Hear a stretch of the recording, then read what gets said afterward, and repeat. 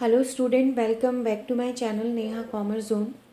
आज हम करने जा रहे हैं ratio analysis chapter class 12th के लिए, जहाँ पर हम पढ़ेंगे रेशियो के बारे में कि रेशियो क्या होते हैं, क्या उसकी एनालिसिस है और कितने टाइप के रेशियोज़ का एक्सप्रेशन होता है और हमारे पास किस किस तरह के फॉर्मूलेज़ हैं जो हम करने वाले हैं। बेसिकली हमारा सबसे पहला जो मोटिव है वो है रेशियो के बारे में जानना और रेशियो की एनालिसिस कैसे की जाती है, राइट। तो रेशियो क्या है? रेशियो एक रिलेशनशिप है जो दो इंटरडिपेंडेंट या रिलेटेड आइटम्स को क्या करता है, एक्सप्रेस करता है कंपैरिजन के दौरान। तो रेशियो क्या है? रेशियो अरिथमेटिकल एक्सप्रेशन है। अरिथमेटिकल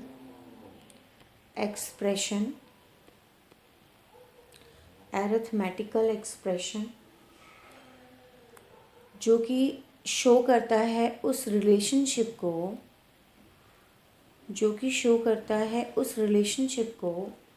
जो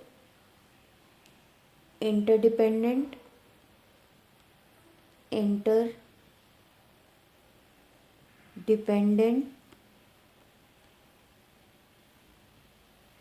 या जो रिलेटेड आइटम्स होते हैं उनके बीच में, दो या दो से ज़्यादा रिलेटेड आइटम्स या इंटरडिपेंडेंट आइटम्स के रिलेशनशिप को शो करता है, वो भी अरिथमेटिकल एक्सप्रेशन में कंपैरिजन करना, राइट।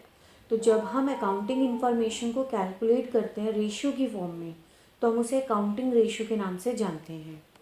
तो हमारा जो चैप्टर है वो अकाउंटिंग रेशियो है, जहाँ पे हम रेशियो को एनालाइज करेंगे। And this video is for class 12th, right. तो अकाउंटिंग रेशियो जनरली यूज़ किया जाता है सिग्निफिकेंट रिलेशनशिप को शो करने में, जो दो फिगर्स के बीच में बताता है।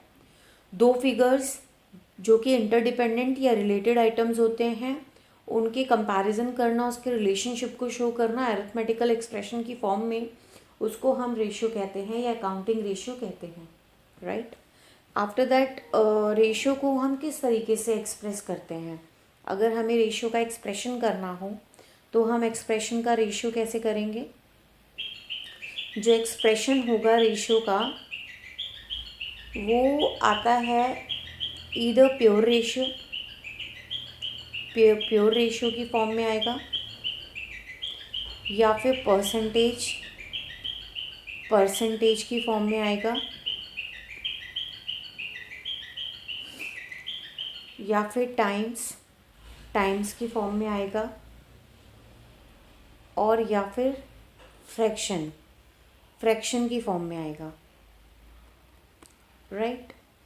अगर हम प्योर रेशियो की बात करते हैं, यानी कि वो एक्सप्रेस करता है रेशियो की फॉर्म में, लाइक 2:1, 3:1, 1:1, इस तरीके से जो होते हैं उन्हें प्योर रेशियो कहा जाता है। जो परसेंटेज होता है तो परसेंटेज की फॉर्म में कैलकुलेट किया जाता है, लाइक 10%, 20%, जो कंपैरिजन किया जा रहा है, इस तरीके से। अगर टाइम्स की बात करते हैं तो पर्टिकुलर फिगर को टाइम में बताता है, 4 टाइम्स, 3 टाइम्स, 5 टाइम्स। जब हम कंपेयर करते हैं किसी फिगर को दूसरी फिगर के साथ, जैसे हमने कंपेयर किया कि इतना गुना हमारा इतना बढ़ गया या इतना गुना हमारा कम हो गया, तो कितने टाइम्स बढ़ गया। जनरली जब हम आगे आगे रेशियोज़ करेंगे, उनके फॉर्मूलेज जानेंगे, तो हमें और अच्छे से क्लियर होगा, राइट।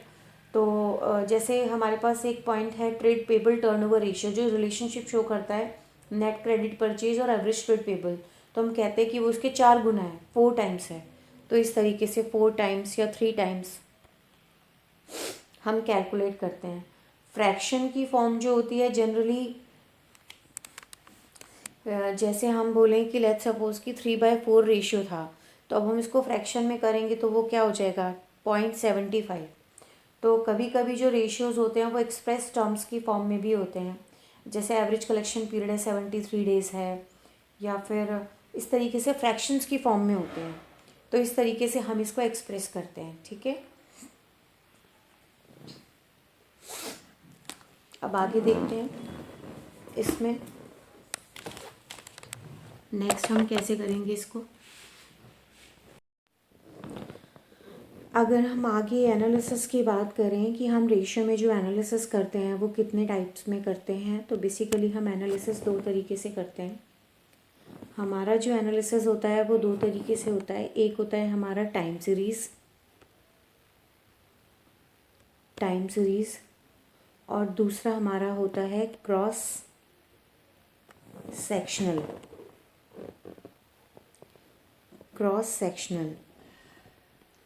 राइट। अगर मैं एनालिसिस की बात करूं तो यहाँ पर जो हमारा डेटा होता है वो हमारा ही डेटा होता है। हम अपने डेटा को कंपेयर करते हैं पास्ट डेटा से। जो हमारा पास्ट टाइम का डेटा होता है, पास्ट टाइम के डेटा से कंपेयर करते हैं हम प्रेजेंट डेटा को, जिसे हम कहते हैं कि हम एनालिसिस कर रहे हैं पास्ट में जो हमारा डेटा है उसको प्रेजेंट डेटा के बेसिस पर कर रहे हैं। तो ये हमारा टाइम सीरीज़ होता है। क्रॉस सेक्शनल में क्या होता है कि हमारा जो डेटा होता है हम अपने डेटा को कंपेयर करते हैं दूसरे फर्म के डेटा से।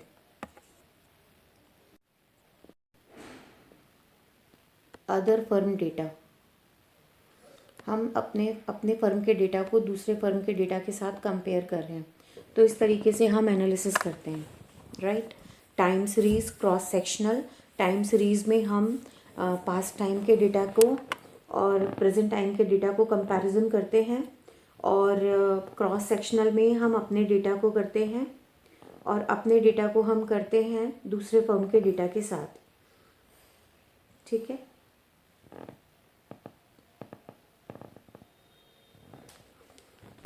चलिए अब आगे देखते हैं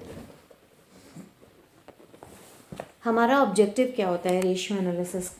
जो हम रेशियो एनालिसिस कर रहे हैं इसका हमारा ऑब्जेक्टिव क्या होगा। सबसे पहला जो हमारा ऑब्जेक्टिव होगा रेशियो एनालिसिस का वो तो होगा सिंप्लीफाई।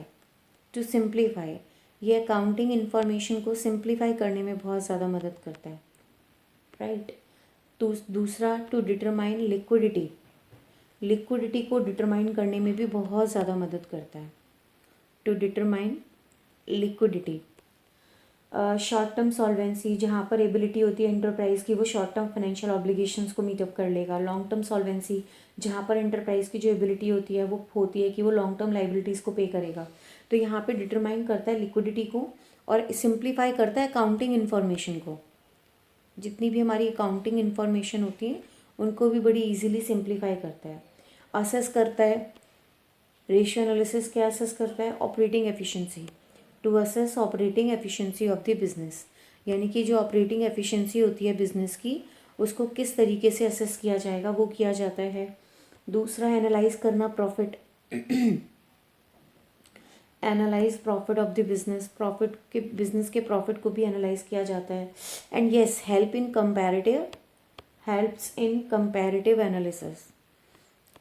इन कंपैरेटिव एनालिसिस। वो मैंने आपको पहले भी बताया कि किस तरीके से हम एनालाइज करते हैं, तो उसको कंपेयर करने में भी बहुत हेल्प करते हैं। तो अकाउंटिंग इन्फॉर्मेशन को सिंप्लीफाई करना, लिक्विडिटी को डिटरमाइन करना, ऑपरेटिंग एफिशिएंसी को असेस करना, प्रॉफिट को एनालाइज करना और कंपैरेटिव एनालिसिस में हेल्प लेना, ये सब इसके ऑब्जेक्टिव्स होते हैं। और ऑब्जेक्टिव्स के बाद अगर हम बात करें एडवांटेजेस की, तो एडवांटेजेस में हमारे पास एक तो ये एक यूज़फुल टूल है।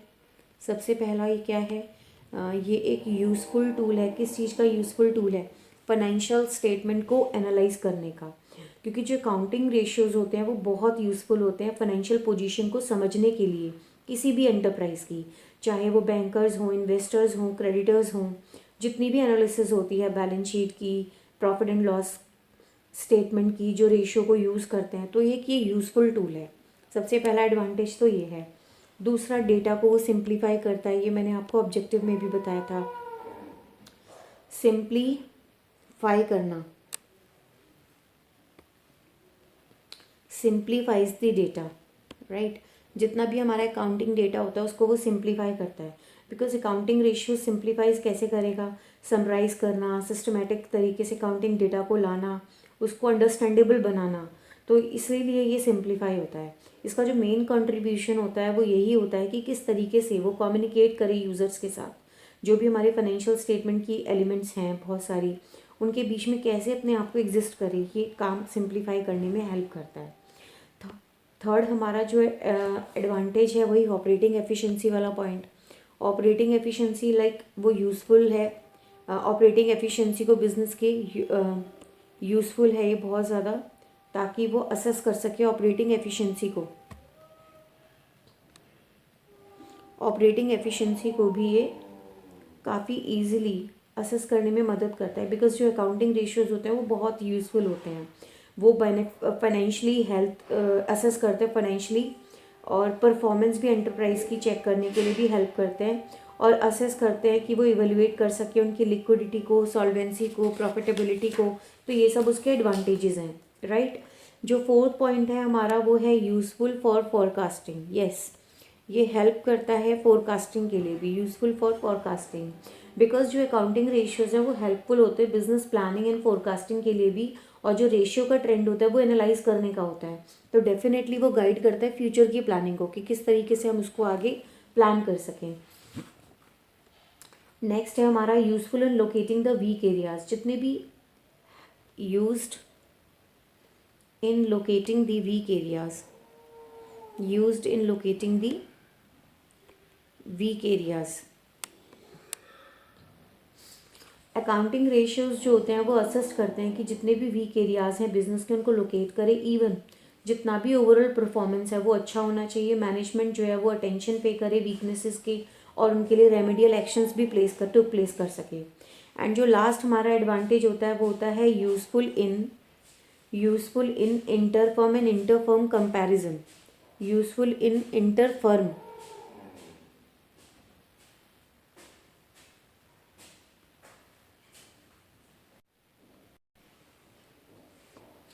Useful in inter firm and intra firm comparison. Firm compare करते हैं अपनी परफॉर्मेंस को दूसरे फर्म के साथ या फिर इंडस्ट्री स्टैंडर्ड्स के साथ। जो कंपैरिजन होता है उसको इंटरफर्म कंपैरिजन कहते हैं। क्रॉस सेक्शनल एनालिसिस होता है ये, जो कि मैंने आपको पहले भी बताया। और परफॉर्मेंस डिफरेंट यूनिट का जो परफॉर्मेंस होता है, किस यूनिट से वो बिलोंग कर रहा है, सेम फर्म से वो कंपेयर किया जाता है, जिसे हम इंट्राफर्म कंपैरिजन या टाइम सीरीज एनालिसिस भी कहते हैं। टाइम सीरीज एनालिसिस के अंदर हमारा जो कंपैरिजन होता है सेम फर्म में होता है। वो डेटा को कंपेयर करते हैं अपने पास्ट ईयर के डेटा से करंट ईयर के डेटा को, राइट। और क्रॉस सेक्शनल में आप कंपेयर करते हो अपने डेटा को दूसरे फर्म के डेटा के साथ। ये मैं ऑलरेडी आपको बता चुकी हूँ, राइट। नेक्स्ट होता है हमारा लिमिटेशन। ये चीज़ कई बार 1 मार्क्स में पूछी जाती है, क्रॉस सेक्शनल एनालिसिस और टाइम सीरीज एनालिसिस। इसीलिए मैंने आपको पहले एडवांस में एक्सप्लेन कर दिया था वीडियो में, और यहाँ पर ऑब्जेक्टिव्स एडवांटेजेस में भी आ गया। फिर है हमारा लिमिटेशन ऑफ रेशियो एनालिसिस। अगर मैं लिमिटेशन की बात करूँ रेशियो एनालिसिस की, तो जो सबसे पहला पॉइंट है हमारा वो है फॉल्स रिजल्ट। फॉल्स रिजल्ट कैसे? बिकॉज जो अकाउंटिंग इंफॉर्मेशन होता है वो कैलकुलेट किया जाता है फाइनेंशियल स्टेटमेंट से, क्योंकि जो रिलायबिलिटी होती है रेशियो की, the reliability of ratio and it's analysis is dependent upon the correctness of the financial statement. जो भी फाइनेंशियल स्टेटमेंट है, जो भी हमें फाइनेंशियल स्टेटमेंट मिला है, हम उसके बेसिस पर ही अकाउंटिंग रेशियो को कैलकुलेट करेंगे। यदि फाइनेंशियल स्टेटमेंट में ही कोई चीज़ मिस्टेकन है तो डेफिनेटली हमारा जो रिजल्ट आएगा रेशियो की फॉर्म में वो भी फॉल्स आएगा। इसीलिए financial statement true and fair view ना होने अगर ना हो तो एनालिसिस हमें फॉल्स पिक्चर देता है। सेकेंड पॉइंट है हमारा qualitative factor. Qualitative factors are not consider. जो क्वालिटेटिव फैक्टर्स होते हैं वो कंसिडर्ड नहीं होते, बिकॉज रेशियो एनालिसिस एक ऐसा टेक्निक है जहाँ पर क्वांटिटेटिव एनालिसिस की जाती है और क्वालिटेटिव फैक्टर को इग्नोर किया जाता है, बिकॉज वो which may be important in decision making. Third हमारा lack of standard ratio. Lack of standard ratio. कोई सिंगल स्टैंडर्ड रेशियो नहीं है जिसके अगेंस्ट हम अकाउंटिंग रेशियो को कंपेयर कर सकें। May not be comparable, may not be comparable. Accounting ratio हो सकता है may not be comparable because if different firms allow different accounting policies and procedures. जैसे कि एक फर्म तो फॉलो कर रही है SLM method, straight line method of depreciation, और दूसरी कर रही है diminishing balance method. Next, window dressing. Window dressing accounting ratio affect होता है विंडो ड्रेसिंग से भी, बिकॉज अगर बुक्स ऑफ अकाउंट में किसी भी तरह का चेंजेस या मैनिपुलेशन होता है, इसका मतलब जो उसके इंपॉर्टेंट फैक्ट्स हैं, वाइटल फैक्ट्स हैं, वो कंसील हो रहे हैं। तो प्रेजेंट फाइनेंशियल पोजीशन तो बेटर कैसे होगी एक्चुअली से, जो एक्चुअल में पोजीशन है उसके कंपैरिजन में फाइनेंशियल पोजीशन बेटर कैसे होगी। तो अगर आप अपने अकाउंटिंग इन्फॉर्मेशन को मैनिपुलेट करते हो तो डेफिनेटली उसका अकाउंटिंग रेशियो पर भी इफेक्ट पड़ेगा। तो window dressing on account of such a situation, presence of particular ratio may not be definite indicator of good or bad management, right? अब हम बात करते हैं क्लासिफिकेशंस की। हमारे पास कितने टाइप के क्लासिफिकेशंस हैं या फिर टाइप्स ऑफ अकाउंटिंग रेशियोज हैं।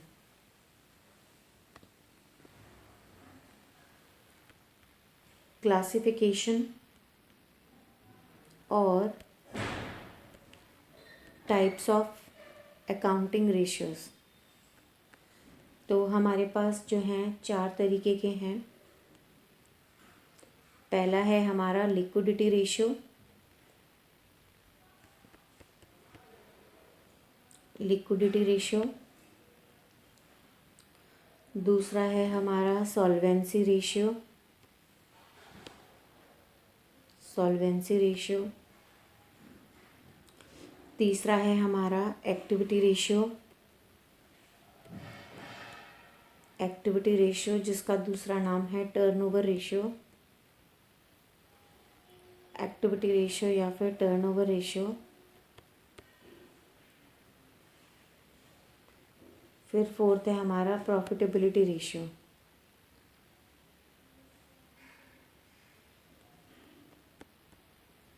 Profitability ratio, right. Liquidity ratio, solvency ratio, activity ratio, profitability ratio.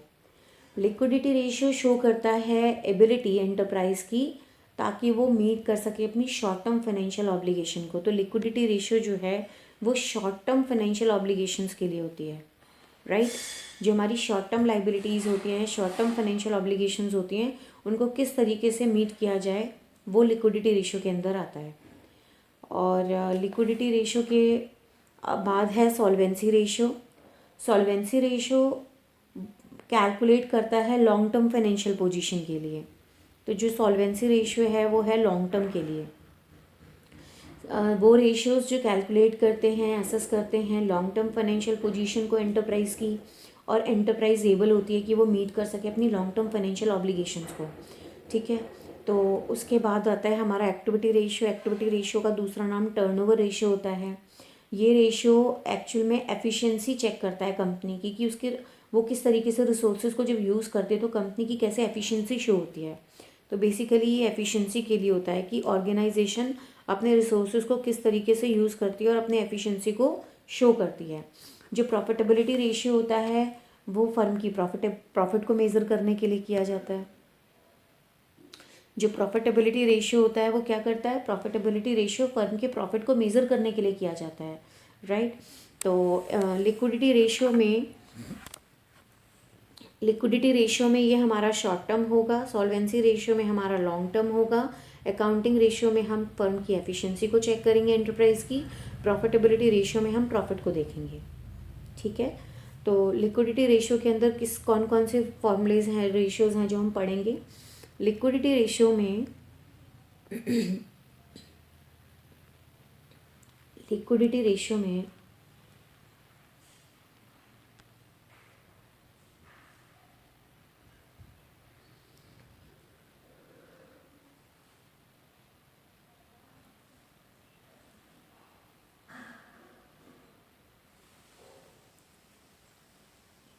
हम पढ़ने वाले हैं दो रेशियो। पहला तो है हमारा करंट रेशियो और दूसरा है हमारा क्विक रेशियो।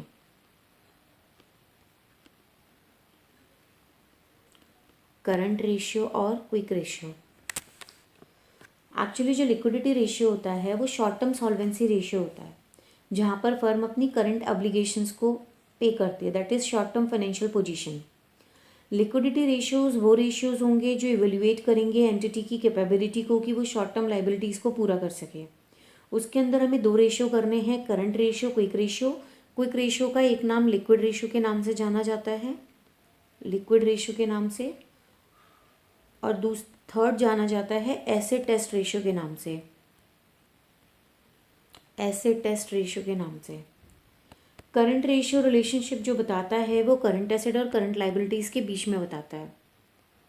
जो करंट रेशियो है वो करंट एसेट्स के बीच में और करंट लाइबिलिटीज़ के बीच के रिलेशनशिप को बताता है, और ये एक इंडिकेटर होता है जहाँ पर एंटरप्राइज आसानी से अपनी शॉर्ट टर्म फाइनेंशियल ऑब्लिगेशंस को पे कर सकती हैं जब भी उनकी पेमेंट ड्यू होती है।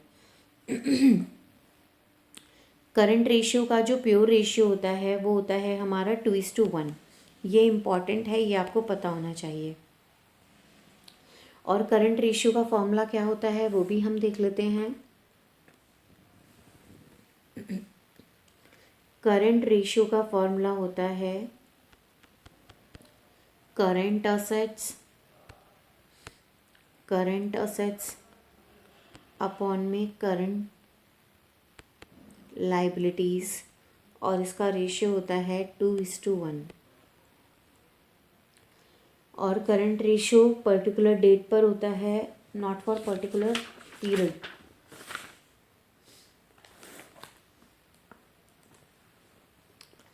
करंट रेशियो में जो हमारा करंट असेट होगा, करंट असेट के अंदर हम किन किन चीज़ों को नहीं लेते, हम एक्सक्लूड करेंगे लूज टूल्स को, एक्सक्लूड करते हैं हम लूज टूल्स को करते हैं, स्टोर्स को करते हैं, स्पेयर्स को करते हैं, प्रोविज़न फॉर डाउटफुल डेट्स को करते हैं।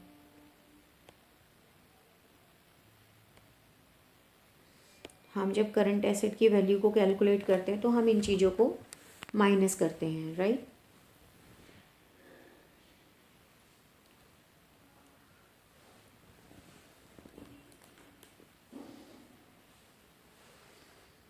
लूज टूल्स को, स्टोर्स को, स्पेयर्स को करंट एसेट से एक्सक्लूड किया जाता है बिकॉज, इसके पीछे का कारण क्या है वो भी जान लीजिए।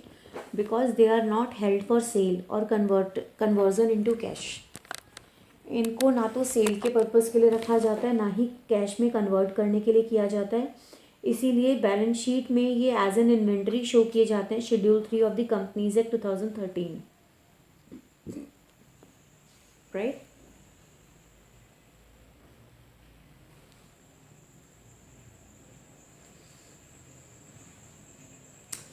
और सीबीएसई गाइडलाइंस के अकॉर्डिंग जो अदर करंट एसेट है उसमें prepaid expenses, accrued income, advance tax, इनको भी इवेल्युएट नहीं किया जाता। इसीलिए फॉर्मूले जो होते हैं उनमें आप देखोगे questions do not include other current assets other than prepaid expenses, accrued income and advance tax, right.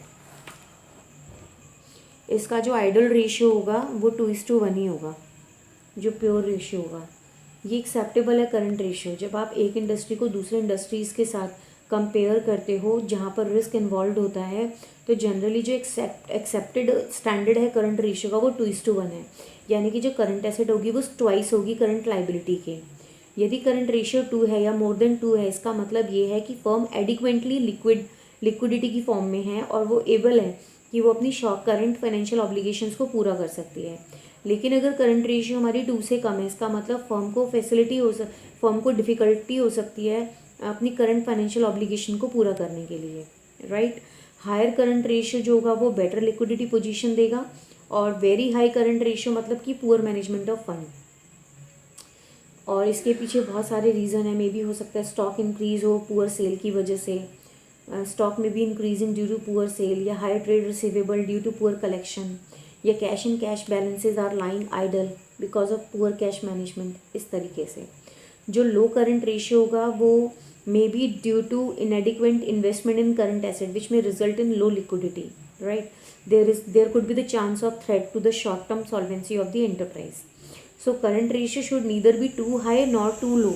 तो इसीलिए करंट रेशियो ना तो बहुत ज़्यादा हाई होना चाहिए ना ही बहुत ज़्यादा कम होना चाहिए।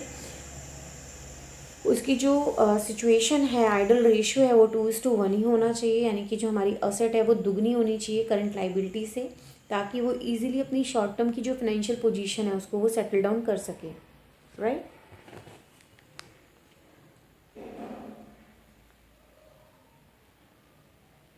उसके बाद हम एक क्वेश्चन देख लेते हैं, क्वेश्चन किस तरीके से करना है। उसके बाद अब हम एक क्वेश्चन देख लेते हैं, बाकी हम अपने आगे आने वाले वीडियोस में करेंगे। क्वेश्चन के अकॉर्डिंग हमें कुछ इन्फॉर्मेशन गिवन है और हमें उसके अकॉर्डिंग करंट रेशियो को कैलकुलेट करना है। इन्फॉर्मेशन में हमें क्या क्या चीज़ें गिवन है? हमें इन्फॉर्मेशन में गिवन है trade receivables, trade receivable given है जो कि 4 लाख है,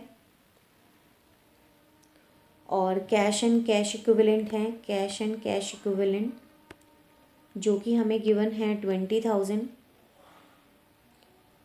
शॉर्ट टर्म इन्वेस्टमेंट हमें गिवन है, शॉर्ट टर्म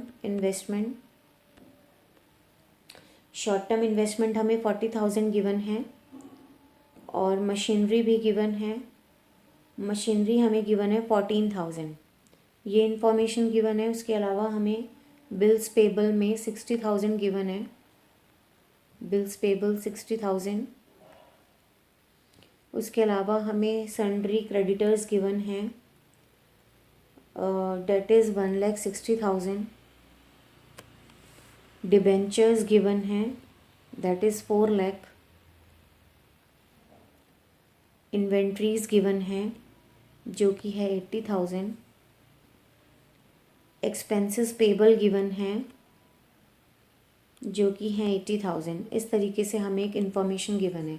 अब हमें करंट एसेट और करंट लाइबिलिटीज़ को कैलकुलेट करना है एंड देन दोनों को डिवाइड करना है, तो हमारा करंट रेशियो निकल जाएगा, राइट। तो let's start it. Take a screenshot of this question. Now moving to the solution.